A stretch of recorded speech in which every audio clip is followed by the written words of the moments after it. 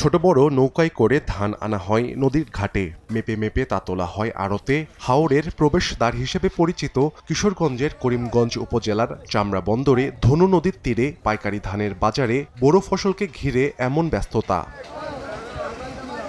জেলার বড় বড় হাওরে এরই মধ্যে শেষের পথে ধান কাটা। কৃষকরা বলছেন ফলন ভালো হলেও উৎপাদন খরচ বেশি। অন্যদিকে হাওরে ধান শুকানোর জায়গা না থাকায় সরকারি খাদ্য গুদামে তা বিক্রি করা যায় না। এতে নৌকা থেকেই ভেজা ধান বিক্রি করতে হয় 850 থেকে 900 টাকা মন দরে। কৃষকদের দাবি এতে হচ্ছে লোকসান। পোষায় না তো করবাই কি করার তো কিছু নাই, যে দামে বিক্রি হয় দামে তো বেতন লাগবো। রাখার যে সুযোগ নাই, ঠেকার দরকার।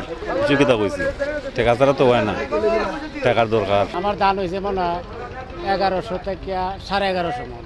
আমি কলা নাই, আমি কই হইব এই অপার কইয়াই বিজা ধান বেচতেছি। দোকান থেকে প্রায় 10-20 টাকা সবসময় কম থাকে। এরপরে মালের আমদানিও প্রচুর আমদানি হয়।